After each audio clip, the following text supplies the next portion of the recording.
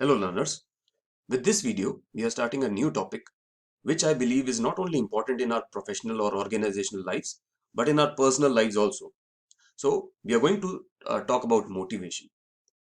Now हर एक organization succeed करना चाहता है, हर एक organization आगे बढ़ना चाहता है.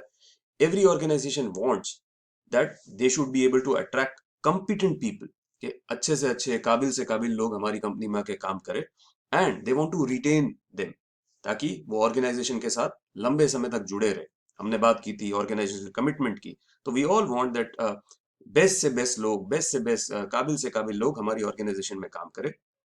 ऑल्सो ऑर्गेनाइजेशन ये भी चाहता है कि जिस व्यक्ति को जिस काम के लिए हमने हायर किया है वो काम वो परफॉर्म करे. ना सिर्फ वो काम अच्छे से परफॉर्म करे but we usually encourage people to go beyond your routine performance. आपका जो नॉर्मल कार्य है, आपका जो नॉर्मल काम है, उसके beyond can you give your best, even better than your best, and how to perform better each day. This is something that the organizations want from their employees and their stakeholders. Now अगर किसी भी organisation को effective होना है तो उसको उसके सामने आने वाले मोटिवेशनल चैलेंजेस को जरूर हैंडल करना पड़ेगा. बिकॉज देखिए, नेचुरल सी बात है, हम लोग जब कोई काम शुरू करते हैं तो स्टार्टिंग में हमें वो काम बड़ा एक्साइटिंग लगता है, बड़ा अच्छा लगता है, बट धीरे धीरे हमारा मोटिवेशन कम होता जाता है. Law of marginal diminishing utility जो हम इकोनॉमिक में पढ़ते हैं वो कहीं ना कहीं किक इन होता जाता है कि एक ही काम दिन बाय दिन से रोज वही काम करना, सेम काम करना, डे बाय डे वही काम करते रहने से कहीं ना कहीं हमारे काम की जो मोटिवेशन है वो नीचे आता रहता है. तो there is always a motivational challenges in front of the organisation to arouse people's desire to be productive members of the organisation, कि हम किस तरह से लोगों को एनकरेज करें, मोटिवेट करें कि आप आगे बढ़ते जाओ. तो ये माना गया है कि एम्प्लॉयज की जो परफॉर्मेंस होती है, किसी भी इंडिविजुअल की जो परफॉर्मेंस होती है, ये दो चीजों पे डिपेंड करती है. एक तो इस इंडिविजुअल की एबिलिटी, मतलब उसकी क्षमता, और दूसरा मोटिवेशन. कि कोई इंसान हो सकता है कि बहुत एबल हो, बहुत ही अच्छा हो, हार्ड वर्किंग हो, बट ही और she is not feeling motivated. So in that case, you need a mixture of both ability and motivation to get the best performance out of your employees.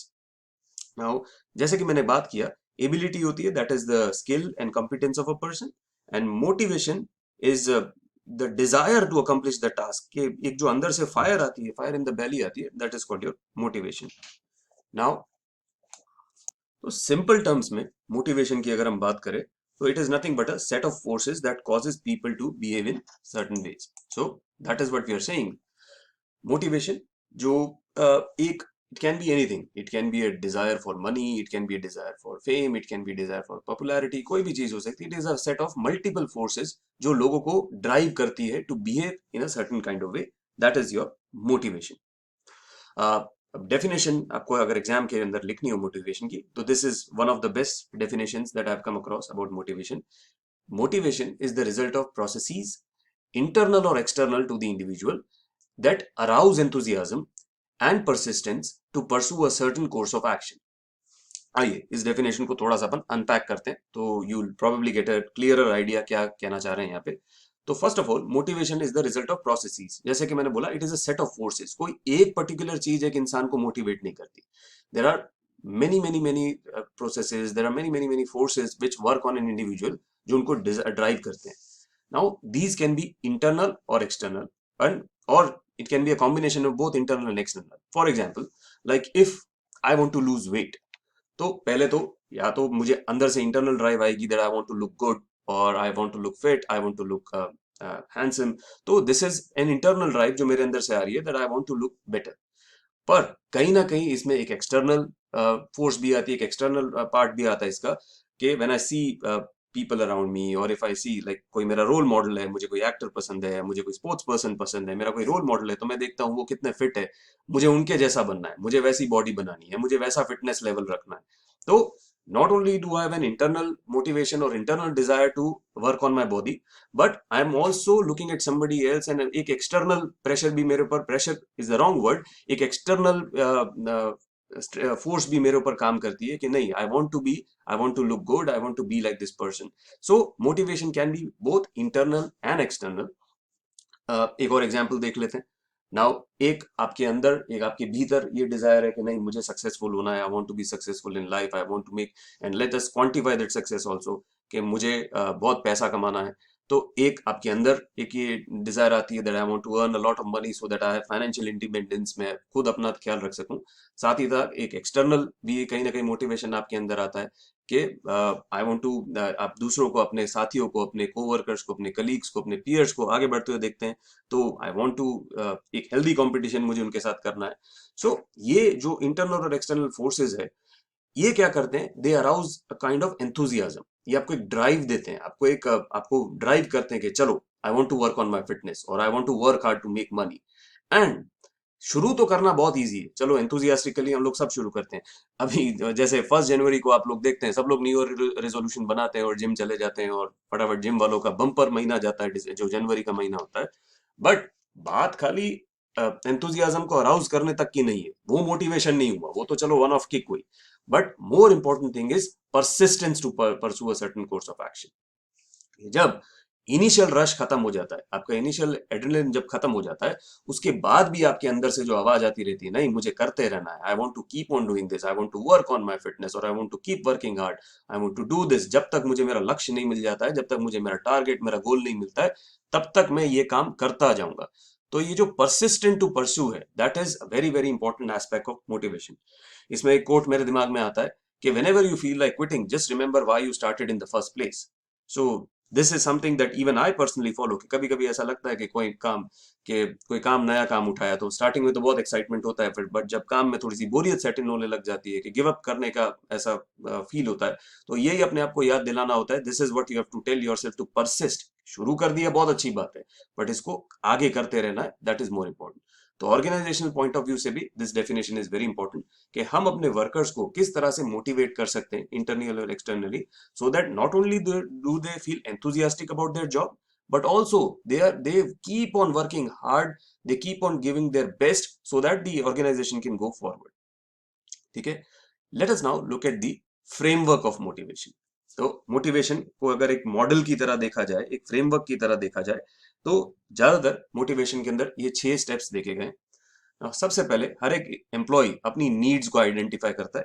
कोई भी motivational theory, आगे हम motivational theories की बात करेंगे, कोई भी motivational theory शुरू यहीं से होती है कि आप वाई, मोटिवेशन की शुरुआत कहां से होती है, कि there is some need which we feel is deprived, कि हमको किसी प्रकार की एक नीड है। नहीं तो अगर हमको कोई नीड नहीं, हमको ना भूख लगे, ना प्यास लगे, ना हमको पैसे की जरूरत हो, तो हम तो मोक्ष प्राप्त कर चुके हैं, हमको भी, हमारे को मोटिवेशन जैसी कोई चीज ही फील नहीं होगी। तो हर एक इंसान कहीं ना कहीं एक नीड फील करता है। This can be a physiological need, कि मुझे भाई भूख लगी है, मुझे रोटी चाहिए, कपड़ा चाहिए, मकान चाहिए, या फिर सोशल नीड हो सकती है कि भाई मेरे को, I want people in my life, या मेरे साथ I want to be loved, I want to be respected. तो ये नीड्स कहीं ना कहीं इंसान फील करता है कि भाई I am not getting what I exactly I wanted. इसके बाद इंसान सर्च करने की कोशिश करता है कि how can I satisfy these needs. अगर मुझे भूख लगी है तो मैं खाना ढूंढने की कोशिश करूंगा, अगर मुझे पैसे की जरूरत है तो मैं पैसे कमाने के जरिए ढूंढने की कोशिश करूंगा, if I am feeling lonely I will find ways to make new friends और interact with new people, so I will find for ways to satisfy these needs.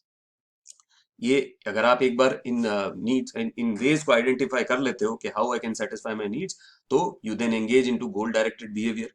ये चलो, अब मैंने सोचा कि भाई मुझे पैसे कमाने हैं, और मैंने उसके लिए जॉब भी, मैंने सोचा कि भाई मेरे को जॉब करनी है, तो अब जॉब ढूंढनी पड़ेगी, तो you'll start hunting for a job, you'll start looking for a job, कि कहीं पे मुझे काम मिल जाए।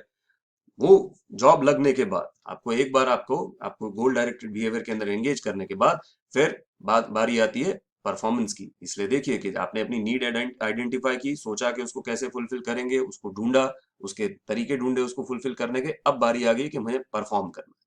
तो अब जैसे एग्जांपल दे रहे थे, if I need money, I will find for a job, I will find a job, मेरे रिक्रूटमेंट हो जाता है, फिर अब काम करना पड़ेगा। सिर्फ जॉब मिल जाने से, जिम की सिर्फ फीस भर देने से वेट लॉस नहीं हो जाता, सिर्फ जॉब लग जाने से कहाँ पैसे नहीं मिल जाते, आपको परफॉर्म करना पड़ता है। फिर आपकी परफॉर्मेंस के बेसिस पे you will either receive reward और पनिशमेंट। अगर आप अच्छा परफॉर्म करते हो, बहुत बेसिक एग्जांपल दे रहा हूँ, रूडिमेंट्री एग्जांपल दे रहा हूँ, आप अच्छा परफॉर्म करते हैं तो आपको पगार मिलेगी, बोनस मिलेगी, प्रमोशन मिलेगी, इंसेंटिव्स मिलेंगे। वहीं पे अगर अच्छा नहीं परफॉर्म करते हो तो यू विल बी फायर्ड, या फिर आपको प्रमोशन नहीं मिलेगी, आप रुक जाएंगे। तो इसके बेसिस के ऊपर आपको रिवॉर्ड या पनिशमेंट मिलेंगे। एंड आपको फिर जो रिवॉर्ड मिलता है या जो पनिशमेंट मिलती है उसके बेसिस पे आप रीअसेस करते हैं कि भाई मैंने जितना सोचा था मुझे उतना पैसा नहीं मिल रहा है, या फिर मैंने जो सोचा था उसके विपरीत हो गया, उसके उल्टा हो गया, तो आप फिर से कहीं ना कहीं आपको एक स्कैरसिटी महसूस होती है, एक डेप्रिवेशन महसूस होता है कि नहीं यार अभी भी मेरी नीड्स फुलफिल नहीं हुई है, तो you again go back into this cycle. तो एक चलता हुआ चक्रव्यूह है। इकोनॉमिक्स में जैसे बोला होता है कि man is a bundle of needs and wants, तो हमारे को सारा टाइम हमारी नीड्स वांट्स हमारे को देखनी पड़ती है, ढूंढनी पड़ती है। So this is how the whole framework of motivation works. ठीक है। नेक्स्ट वीडियो से मैं इस वीडियो को यहीं पे रोकूंगा because I want to make another video for the theories. तो नेक्स्ट वीडियो से will be start talking about theories on motivation.